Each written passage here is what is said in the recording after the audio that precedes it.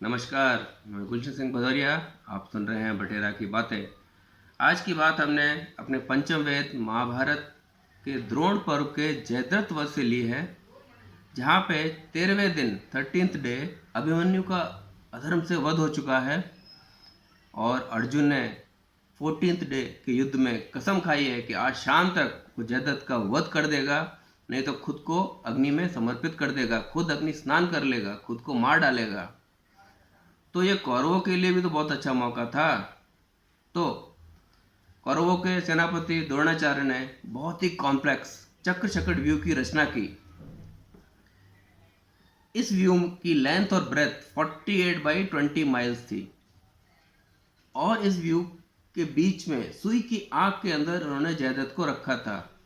इस व्यू में 1 lakh horse soldiers थे, 1 लाख कैवलरीज थी, लगभग 60,000 चैरिट थे, रथ थे, और 14,000 हाथी थे और लगभग 2,500-3 हजार के आसपास पैदल सैनिक थे। इस व्यू के अंदर कमल की पंखुड़ियों की तरह अनेक छोटी मोटी सैनिक टुकड़ियां थी और उसके अंदर काफी छोटे बड़े महारथी भी थे। और सुई की नोक के अंदर जहाँ पे जयद्रथ को रखा था, उसकी चारों तरफ सुरक्षा के लिए बड़े बड़े महारथी थे, जैसे अश्वत्थामा, कर्ण, शैल्य, भूरिश्रवा, कृपा। इन्होंने जयद्रथ को चारों तरफ से घेर रखा था। और इस चक्र चक्र व्यू के अंदर भी काफी छोटे मोटे व्यू थे जिन्हें पार करके जयद्रथ तक पहुंचा जा सकता था, जैसे शाक्त व्यू वगैरह वगैरह। और चक्र चक्र व्यू के गेट पे स्टार्टिंग में विकर्ण 1 लाख सैनिकों के साथ खड़ा था और 1500 एलिफेंट की स्ट्रॉन्ग आर्मी के साथ दुशासन खड़ा था। तो टारगेट वाज टफ। अर्जुन ने अपना देवदत्त शंख बजाया और श्री कृष्ण ने अपना पांचजन्य शंख बजा के युद्ध की शुरुआत की। घमासान युद्ध शुरू हुआ, घमासान युद्ध चल रहा था। कौरवों ने भी अपनी पूरी शक्ति झोंक दी इसमें। इस युद्ध में एक क्षण ऐसा भी आया जहां द्रोणाचार्य ने अर्जुन का गांडीव की जो डोरी थी उसको काट दिया। अर्जुन ने गांडीव की डोरी बांधते बांधते 500, 600, 1000 बाणों की वर्षा कर दी। घमासान युद्ध चल रहा था, दोनों तरफ कोशिश थी जयद्रथ को मारने की, अर्जुन को मारने की। लेकिन इस युद्ध में एक क्षण, एक टाइम ऐसा आया जब श्री कृष्ण अर्जुन को कहते हैं, घोड़े प्यासे हैं, उन्हें थोड़ी चिकित्सा भी चाहिए, थोड़ा फर्स्ट एड भी चाहिए। अर्जुन ने तुरंत अपने बाणों से उस कुरुक्षेत्र के युद्ध के अंदर, उस टाइम बाउंड युद्ध के अंदर, एक अपने बाणों से छोटा सा सरोवर बनाया, पॉन्ड बनाया, और उसमें एक छोटी सी हट भी बनाई, छोटी सी शेड भी बनाया। श्री कृष्ण रथ के चारों सफेद घोड़ों को खोलते हैं और उस सरोवर में लेके जाते हैं। वहाँ घोड़ों को पानी पिलाते हैं, उन्हें स्नान कराते हैं, उन्हें फर्स्ट एड चिकित्सा भी देते हैं। इस अद्भुत दृश्य को देखने के लिए स्वयं देवर्षि नारद भी आए।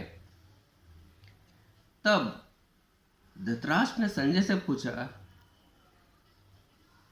अर्जुन रथ से उतर के जमीन पे खड़ा है और श्री कृष्ण घोड़ों को पानी पिला रहे हैं, तब मेरे पुत्रों ने अर्जुन का वध क्यों नहीं किया? संजय ने बहुत ही खूबसूरत जवाब दिया। बोले, महाराज, जैसे लोभ संपूर्ण गुणों का निवारण करता है, just as greed remove all the quality, Arjun ने भी अपने बाणों की वर्षा से संपूर्ण सेना का विनाश कर दिया है, सेना का विनाश कर रहे हैं।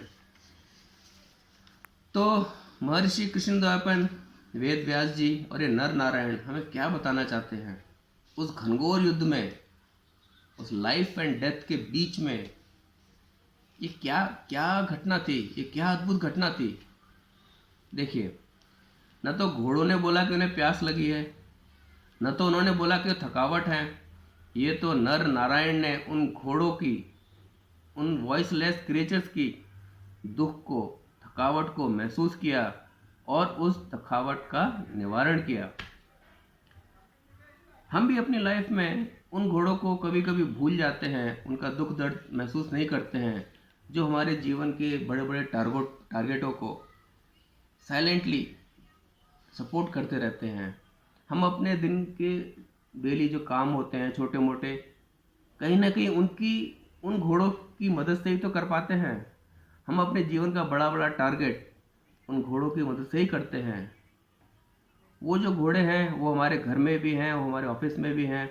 हमारे ऑफिस में हमारे ऑफिस बॉय, काम वाली, सिक्योरिटी वाला, दूध वाला, एम्बुलेंस वाला, पुलिस वाला, डॉक्टर, कोरियर वाला, पोस्टमैन, सफाई वाला, ये सब हमारे घोड़े ही तो हैं, जिनकी मदद से हम अपने जीवन का चक्र, जीवन का रथ बहुत स्मूथली चला लेते हैं। एक दिन अगर आपका सुवेज सिस्टम, आपका टॉयलेट ब्लॉक हो जाए तो मेरा ऐसा मानना है, humanity happens when the insignificant become significant. मानवता, इंसानियत जब होती है जब तुच्छ भी महत्वपूर्ण बन जाता है। कबीरदास जी ने बहुत ही सुंदर दोहा बोला है। उन्होंने कहा है, ऐसी वाणी बोलिए मन का आपा खोए, औरन को शीतल करे आपो शीतल होए। I think they should treat with dignity, empower them to empower others. आपके दो मीठे बोल ही कभी कभी उन्हें बहुत सहयोग दे जाते हैं। उन्हें सक्षम बनाइए ताकि वो दूसरों को सक्षम बना सके। तो कुरुक्षेत्र का पार्थसारथी, ब्रिज का माखन चोर, चित्त चोर, रण छोड़। माखन चोरी करते करते हमें क्या सिखाना चाहता है? कुछ तो वो सिखाना चाहते हैं। शायद ऋग्वेद में, शतपथ ब्राह्मण में, ब्रह्मदयाण उपनिषद में और मनुस्मृति में जो धर्म की डेफिनेशन दी है, शायद वो माखन चोर हमें माखन चोरी करते करते प्रैक्टिकली वो बताना चाहता है। देखिए अगले वीडियो में। सब्सक्राइब जरूर कीजिए। सब्सक्राइब करेंगे तभी आप सारी वीडियो एक साथ देख पाएंगे। अनंत आख्यानों में छुपा है सनातन सत्य, वो अनंत है, कथाएं भी अनंत है।